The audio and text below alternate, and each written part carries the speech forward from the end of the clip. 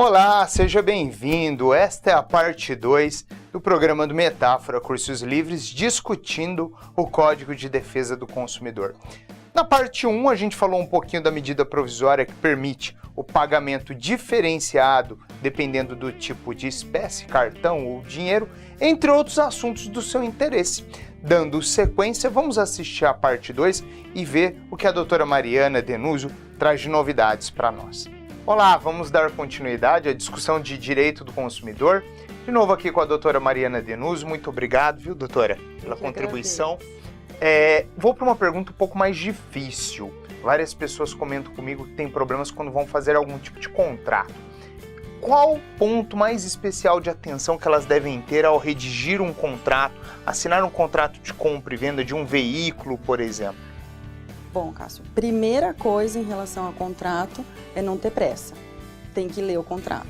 Se o contrato vier pronto para você, e muitas vezes a gente não leva isso para o advogado para ver, porque demora, é uma coisa rápida para ser resolvida ali no momento ali da negociação, mas o importante é ler o contrato. Por quê? Você precisa saber todas as condições que estão ali dispostas e que obrigações você está assumindo dentro daquele contrato.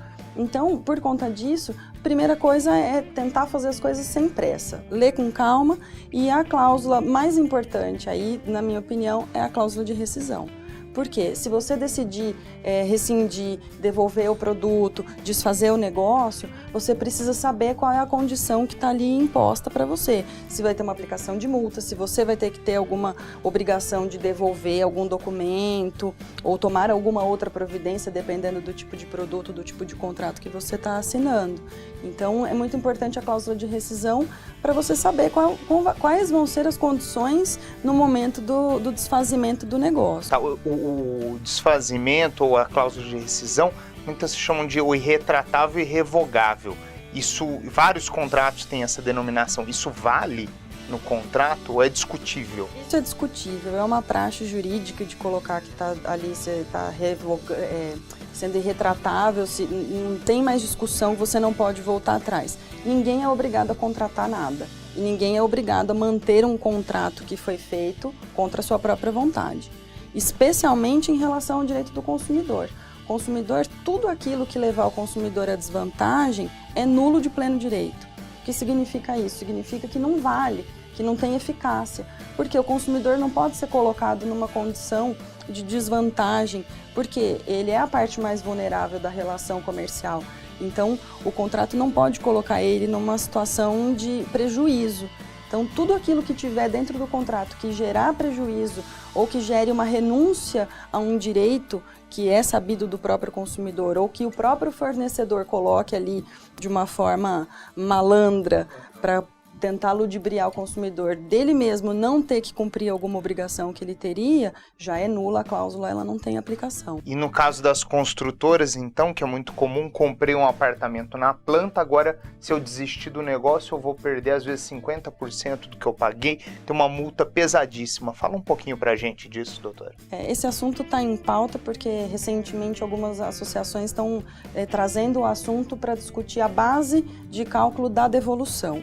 O que acontece? O STJ já decidiu e já sumulou o entendimento de que se o consumidor der causa à rescisão do contrato, ou seja, se ele estiver inadimplente ou se ele decidir desistir do negócio, ele tem direito de restituição parcial do valor.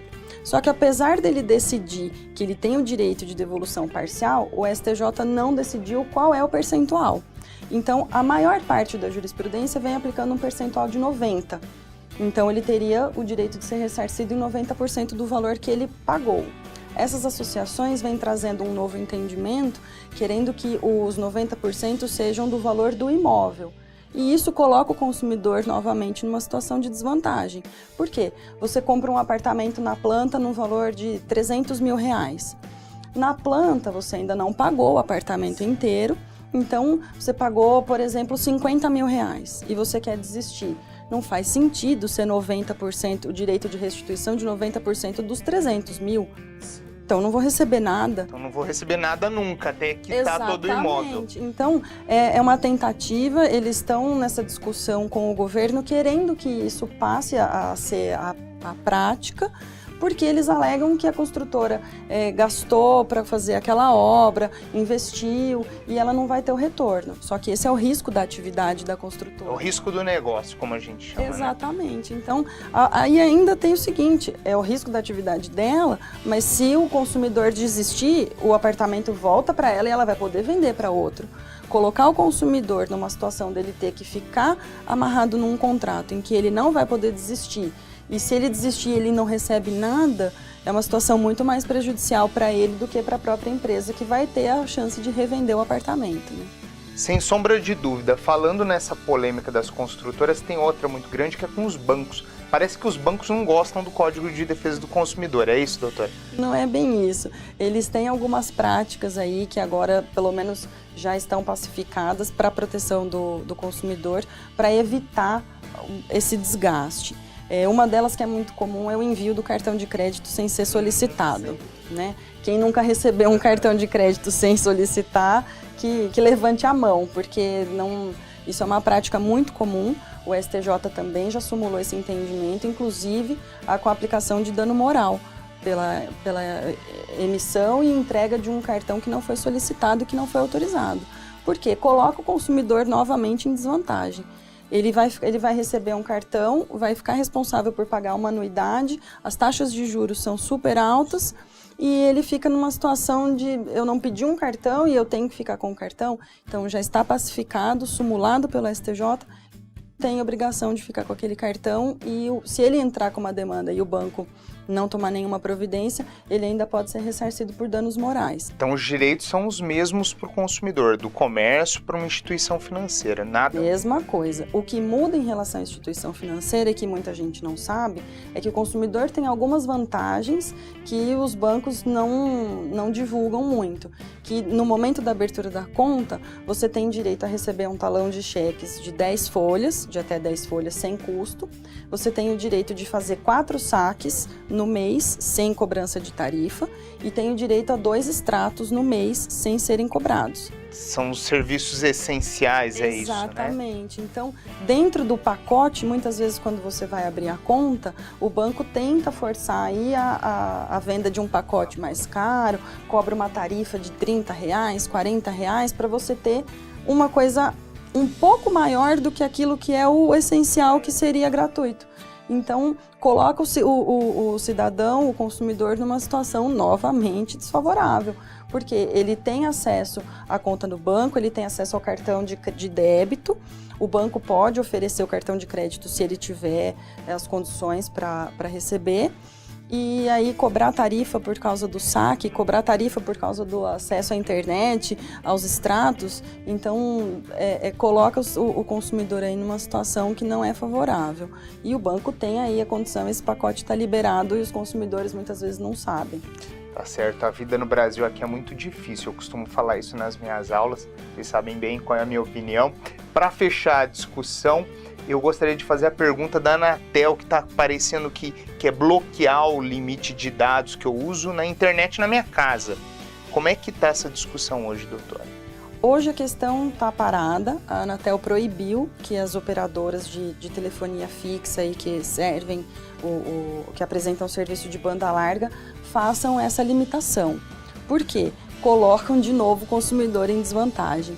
É até repetitivo, mas o objetivo do Código de Defesa do Consumidor é garantir os direitos, a execução dos direitos do consumidor.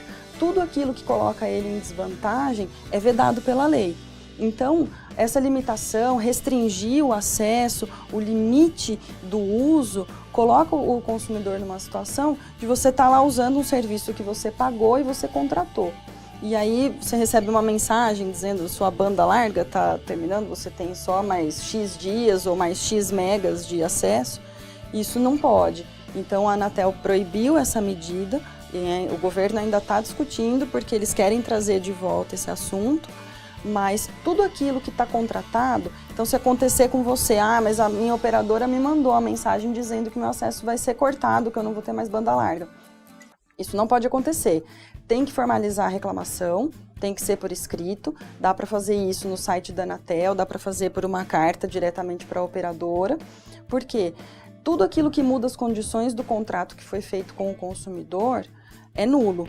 Então, a não ser que o consumidor concorde expressamente e que ele assine um documento ou que na gravação telefônica, na oferta do serviço, ele diga eu concordo, estou ciente das condições, aquilo que não seguir essa regra é nulo e a operadora não pode restringir o acesso do cliente ao pacote que ele já tem contratado. Entendi. Doutora Mariana, muito obrigado pela contribuição aqui. O Metáfora agradece.